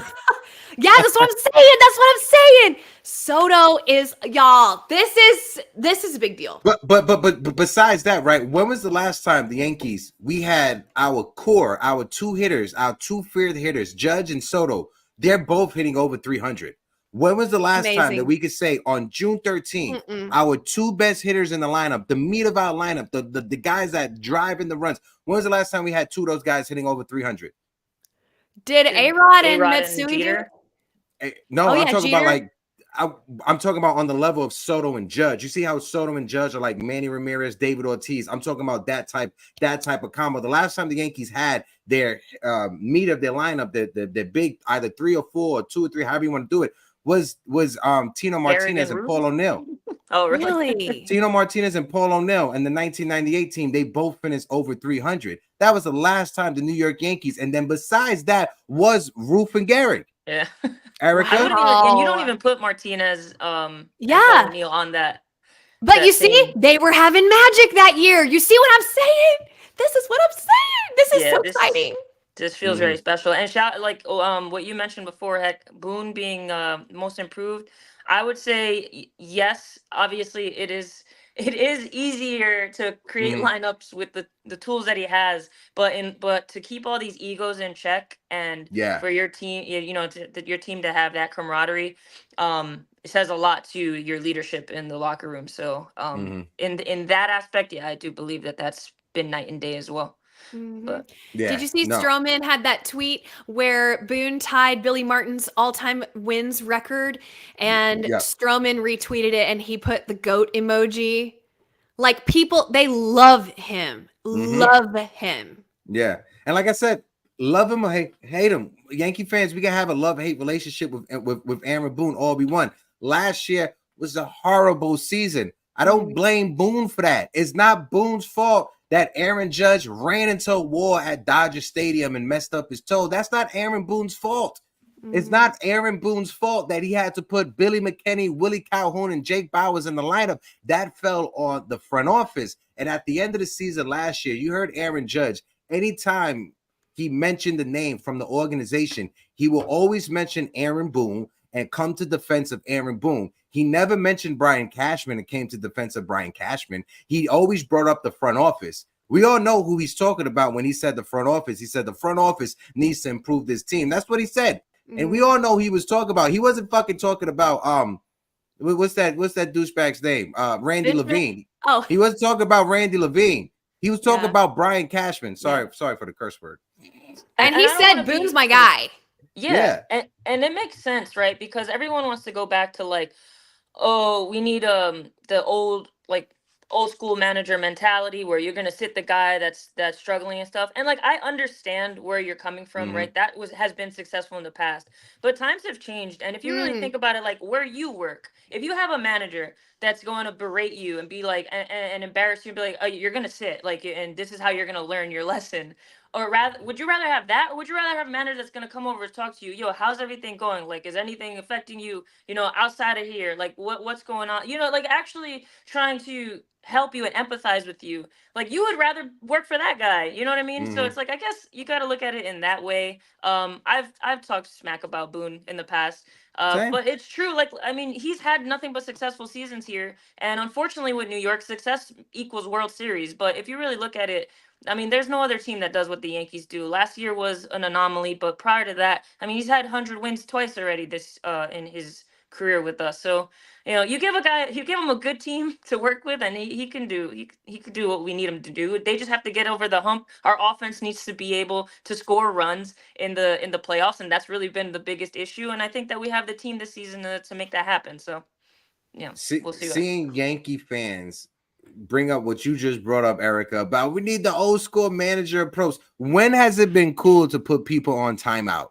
I see people complaining about parents putting their kids on timeout. So you want a major league manager to put a grown-ass player on timeout and say, you can't play. Go think about what you did at the bat and come back better. Are we serious right now? It has to be a mixture of the both. Like Erica said, if I'm at work, right, when I worked EMS or when I worked in restaurants, if I had my manager berating me and coming down on me, my man, here's my stuff. You do the job. Go ahead. You do the job. You want to sit me? Cool. I'm going to sit the hell down. I'm going to still get paid, right? Anthony Rizzo is still going to get paid regardless if he's in the lineup or regardless if he's not in the lineup. So if you have to give him rest so he can rest and recuperate, copy. That's different than just benching the player just because he's not performing well. I don't agree with that mentality at all. But Erica, my friend, I do appreciate you. We got some more people to bring up. Yeah, like absolutely. always great takes. I'll see you out there on these Twitter streets. And Yankees play at 2:00. So let's get your predictions. What's the score predictions? Oh, it's a 2:00 game? Yeah, I it's a didn't 2:00 even realize game that. on a Thursday. I mean, do they score more than 10 runs again? that should be it. What's the over under? I'll tell you right now, the over and under is over and under is 10.5. Man, I don't know. I mean, I got them winning. I hope Nestor can have a good game. I just feel like he's the odd man out in this rotation. But I got them winning. I mean, we're shoving the AL Central is our I know you can't curse anymore on here, but we're their daddy. So yes, I'll take the over. Grisham's gonna hit another home run. I don't know. He's gonna keep people on Twitter talking about how Dominguez shouldn't come up yet because we can't release Grisham to the moon. Grisham. Grisham to the moon. Erica, appreciate you like always. That's my friend Erica. Make sure you follow Erica on Yankees Twitter. They have amazing takes, great conversation. Jonathan, let me get a thumbs up. Let me know you're ready to rock out. My guy Jonathan, good morning. How are you feeling, handsome? You shaved? You looking clean, Yes, bro? I shaved this morning. I look like you. Oh, nice. Thank you for making me feel like I look like people. Thank you, Jonathan. Well, Great. Thank you for breaking the ice. Me too. I shaved. Yeah, thank you so much, Grace. Thank you also. Go ahead, problem. Jonathan. Maybe next week I'll see how I won't shave for a week and I'll come back on Thursday. You'll see. There you go. Bring back that 5:00 shadow. But Jonathan, let's get your thoughts. To Grace's question, out of all those names that Grace brought up, who deserves the flowers? Who do you think deserves it? Trevino, Boone, Cashman, Volpe. Who do you think? Well, I think Volpe actually. I think Volpe is probably the most improved player out of all the Yankees from last year. I think, and what I would do if I were the Yankees after this season, I would offer him a long-term deal. I would sign him up, lock him up. If the Yankees are truly committed to Volpe long-term, I would make the deal after the season. Yeah. Listen, I'm not going to argue or get that. And I know like the Yankees, we've been burned. Normally the Yankees don't do that, right? And the Yankees tried that approach a few years back with Luis Severino and Aaron Hicks, and it didn't work out for us, right? Both Hicks and Severino, it burnt us, right? So maybe when it comes to Volpe, I have more confidence that Volpe will work out, especially when you see his improvement from his rookie year to now. Go ahead, Jonathan. Here's the problem. Severino was a 4-year deal. I need a pitcher. Hicks, they got a 7-year deal, and he was already, 28 years old? He was like 26, 27. He came off of one good year. Good year. This guy, Volpe, is now what, 22? And if you sign him to a 10-year deal or an 8-year deal, he can become a free agent at 30 years old, and you get his prime years. Yeah, And I'm right there with you, the Jonathan. benefit of that is you sign him for a much lower AAV, just like they did with Judge. If they offered Judge a 9-year deal after his rookie season, there's no way that would have been $360 million. They probably could have done it for 9 years, maybe $200 million. Well, I think Volpe, he has a couple of years left before he is arbitration eligible, and that's why you extend them, because you want to buy out those arbitration years. You don't want to extend them right now, because these last year, this year, and next year is when he's going to be very cheap out of team controllable contract. You want to buy out the arbitration years, not these years right now. So you do want to wait after this season, maybe next year, in the middle of next year, you can have that conversation. Grace, what's on extending Volpe before we bring up Caputo and then Sunil? Yeah, that's exactly what I was going to say, Hector. I would wait until the arbitration years were coming, and then I would do it. I'm for signing him long term. I think that establishing a core, especially once we sign Juan Soto. See what I did there? Once we sign Juan Soto, and then you get Volpe too, and you already have Judge, and you extend Gerrit Cole maybe, and you have this core, and you try to really keep rolling with that and build off of that. I definitely am for that, but I would wait until, like you said, the ARB years. How many more arbitration years does Gil have? Luis Hill, it's different because his time was impacted because of his injury. I'll look it up right now, but I know when it comes to Volpe, right, and D-Rod's in the chat saying it as we speak, Luis Hill's making $750K this year. That right there, it's a crime with the way that he's been performing, but it's just that's just how it is. But next year, Luis Hill, in his 27-year season, he'll be pre-arbitration eligible. So if with Luis Hill, the Yankees may need to move faster with Hill to extend him than with Anthony Volpe, just because of Hill's clock was started a lot faster than Volpe, and we all know with the injuries. What would a contract you would be? What do you feel comfortable offering Hill as a long-term contract? It all depends on what the market is. The Yankees can use other teams, and this is why you have to wait, right? Wait to this season to see what other teams do with their players. When Bobby Witt gets extended, when Adley Rutschman gets extended, that way you can gauge Luis Hill's value with the market and compare it and see what you could get from Luis Hill. The Yankees could sign Luis Hill. He's going to be 27 next year, 5 years, $60 million extension, right? That gives him a little over $10 million per season, right? That's more than what he's getting right now. So it all depends on what the market is, but you need to extend your young players and have them at the cheap price. Because like Grace said, when we sign Juan Soto, not if, when we sign Juan Soto in the offseason, you're going to need Anthony Volpe on the cheap. You're going to need Ben Rice. You're going to need Luis Hill. You're going to need Brock Selvage, right? You're going to need these young players to come up and contribute to the big league roster when you have big contracts like Juan Soto, like Aaron Judge, like Giancarlo Stanton, like Gerrit Cole. You can have those 4 massive contracts if your young players from your farm system develop and perform at the major league level for cheap. And the last thing I will say is, if Steinbrenner wants to control the salary on his team like he says he wants to, he has to follow the Braves model of locking up the young guys early. Because if he waits, every year all those guys will become more expensive. And of course he can afford it, but he doesn't want to wait and spend $300 million for every player.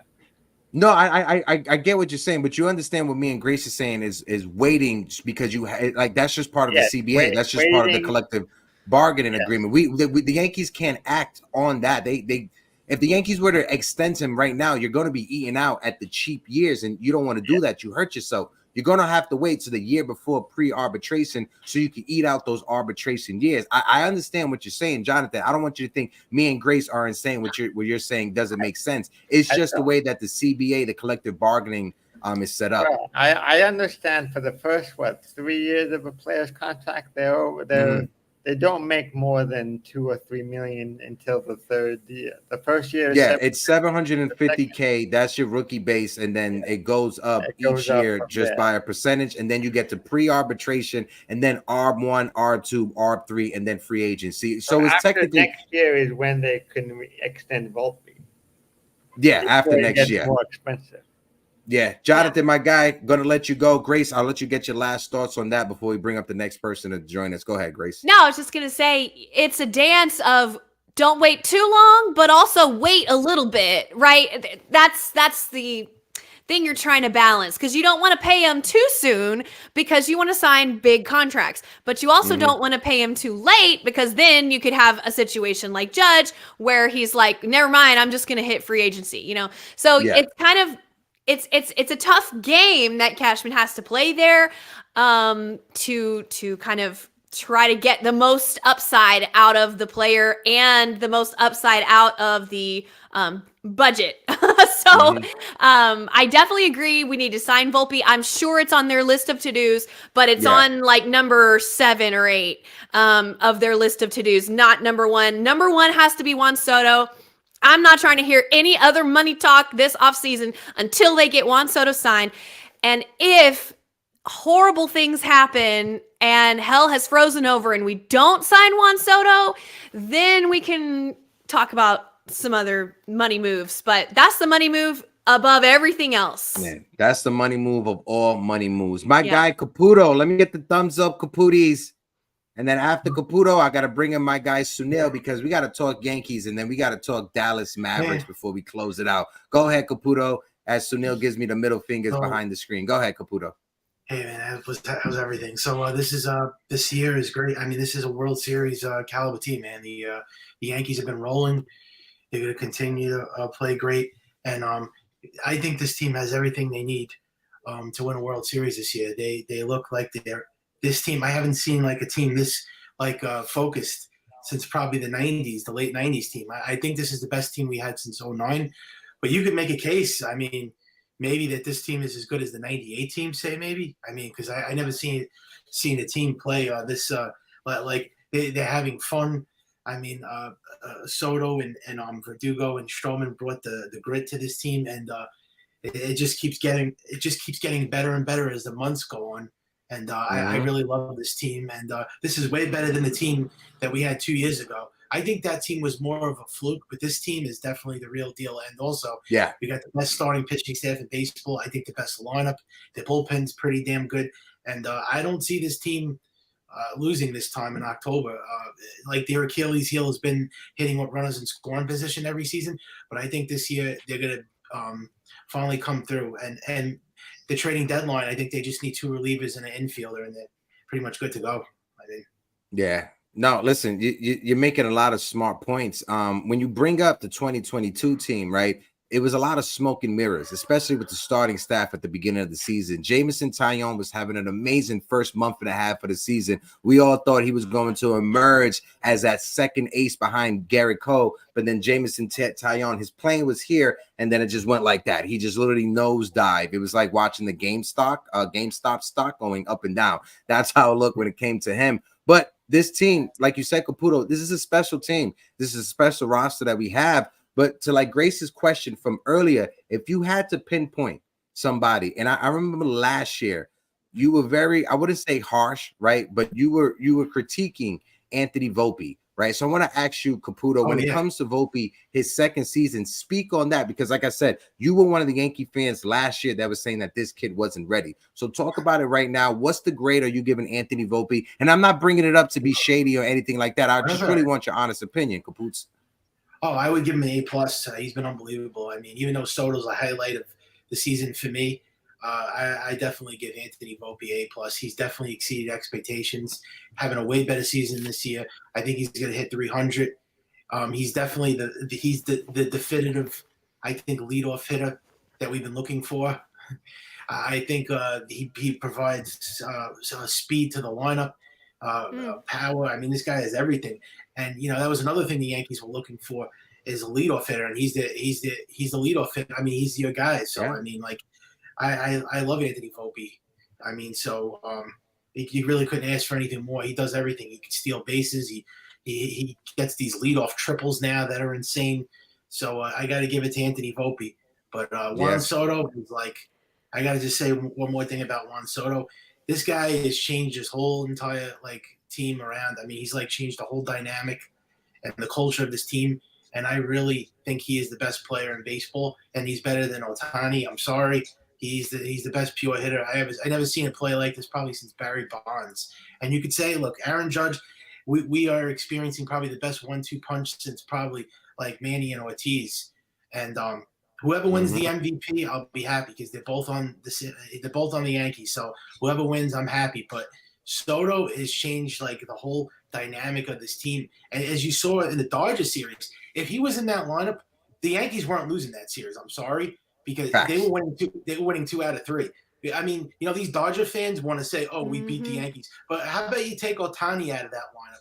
They wouldn't have won that series if they missed Ohtani for 3 games. Do you really think the Dodgers would have won that series? Hell no. I mean, they weren't winning that series regardless.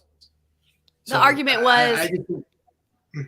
Sorry, the argument was that they were saying on ESPN, would you rather have Mookie Betts and Freddie Freeman or Juan Soto and Aaron Judge?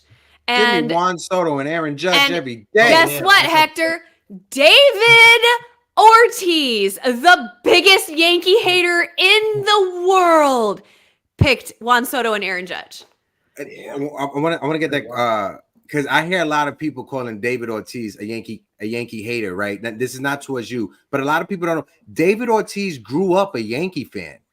David Ortiz grew up in the Dominican Republic as a Yankee fan, as a Don Mattingly fan, right? But when he got to the big leagues, he became the villain of the New York Yankees. I'm on the aisle. Well, this is what I was going to say. Anger and love are actually, here's your science lesson for today.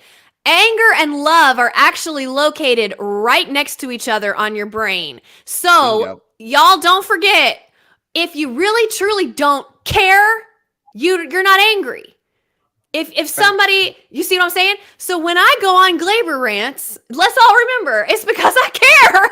I want him to be great, and that's why it makes me upset.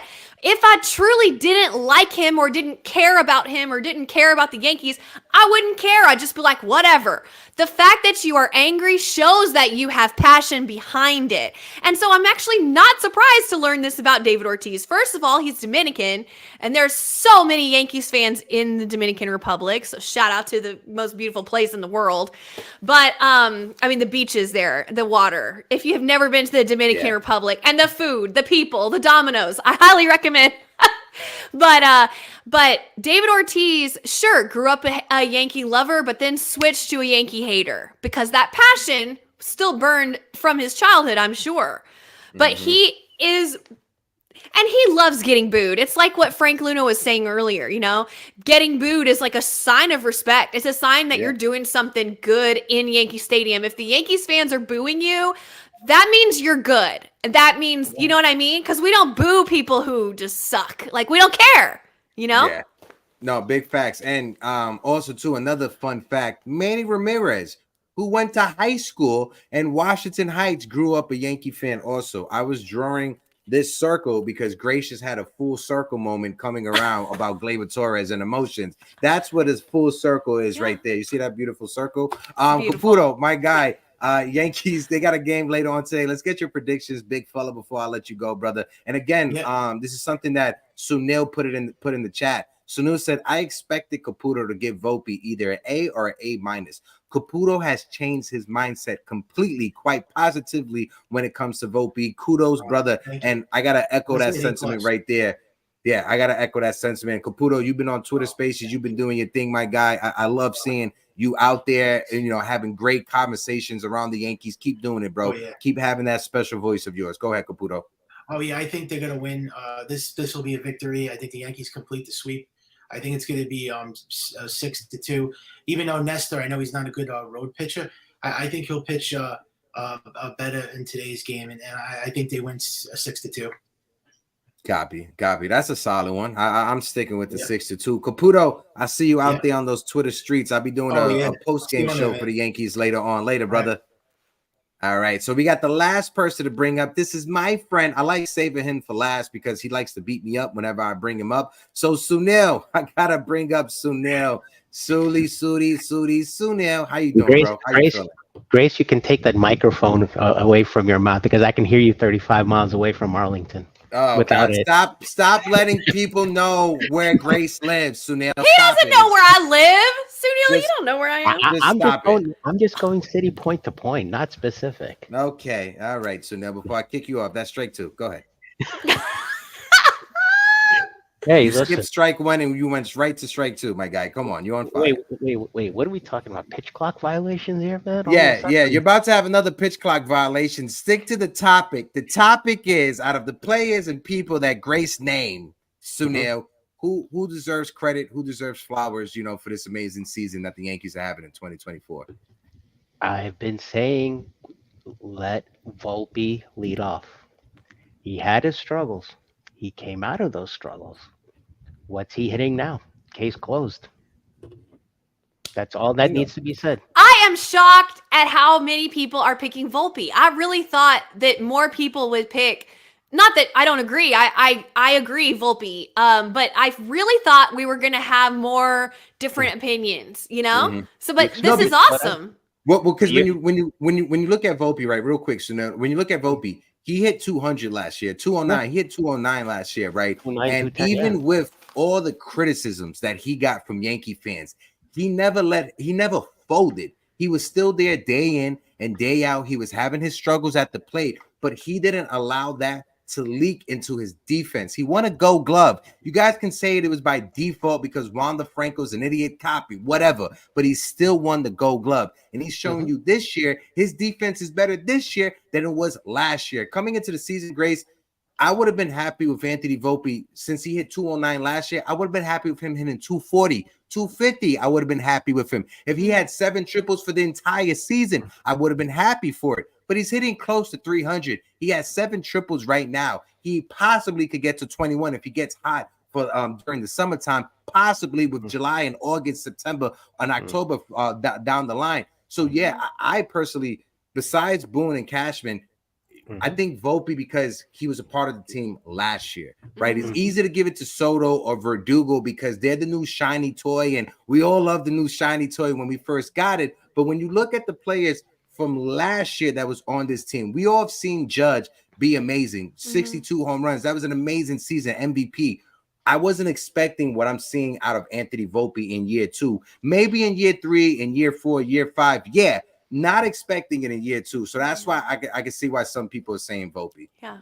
Yeah, and especially the other night when he tried to make the Jeter play, but he hit the runner square in the glute. That was I was just like, oh my God. Even effort, still got to get. He was close. But close. he's made it before. He's done it before. Yeah. But I just love how he hit the runner square in the ass though. That language, Sunil. Okay, we're trying not to curse. We're trying to get sponsors now. All right, Sunil, we have meetings. Yeah. Don't mess things up, please. Exactly. Sunil, we got a game later on today. Let's get your predictions. The over and under is 10.5. Where are you going, bro? What's your thoughts? Well, first, I got some calls from Kansas City International Airport. They asked Judge and Stanton to stop sending unidentified flying objects their ways because those fuckers are just going like. That's the F word. That's the F-bomb. I just said stop the cursing, Sunil. You just dropped an F-bomb. Por favor.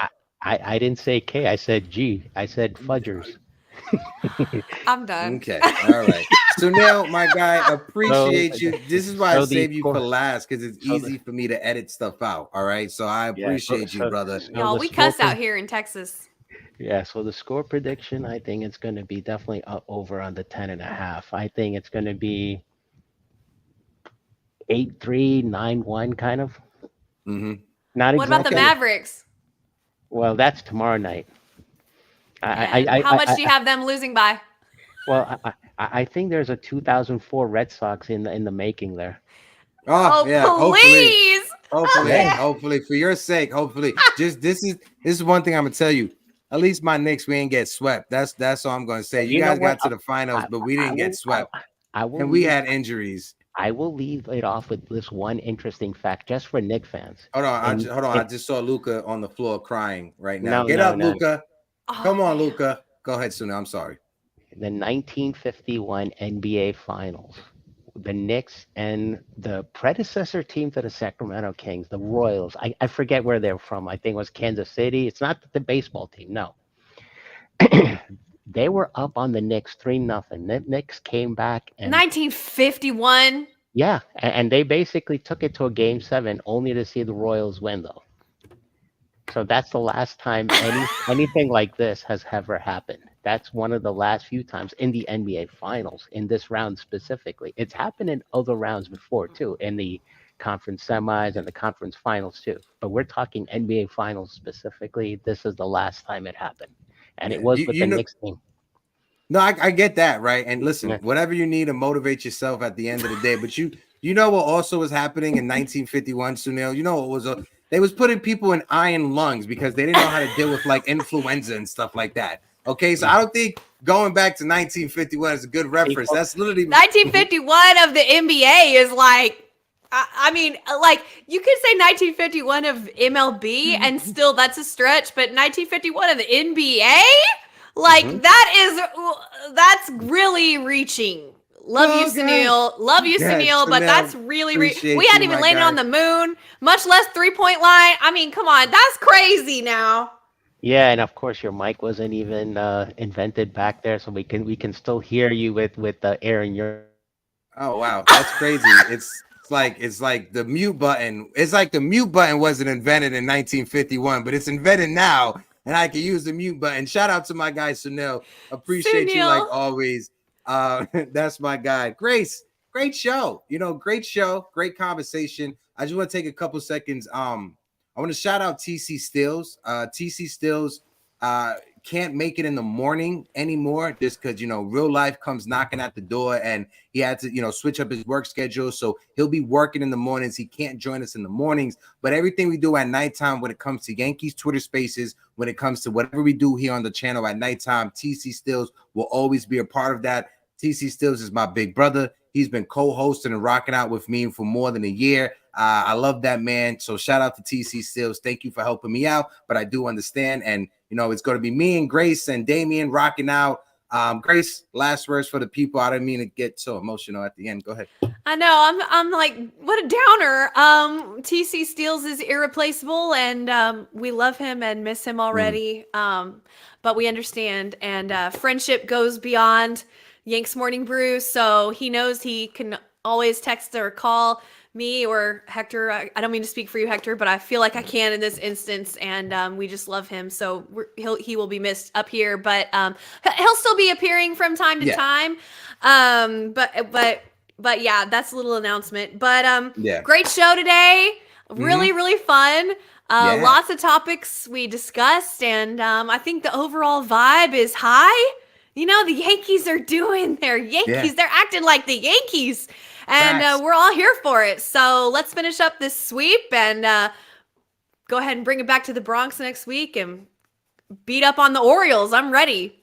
We got the Red Sox this weekend coming up. We got the Orioles next week. We got the New York Mets right after that as well. I will be there for the Subway Series. If any of you guys are going to be out there for the Subway Series, hit me up. I would like to link up with everybody. I always try to make myself available to everybody that's out there. So you can hit me up on social media. We can link up outside of the stadium, inside of the stadium. It doesn't matter. But make sure you guys hit the like button, hit the subscribe button. I'm Hector. This is my co-host and bestie, Grace Monroe. Like always, we love all of you guys in the chat. Drink some water. Stay hydrated. Say something positive about yourself. And until next time, peace out, familia. Deuces.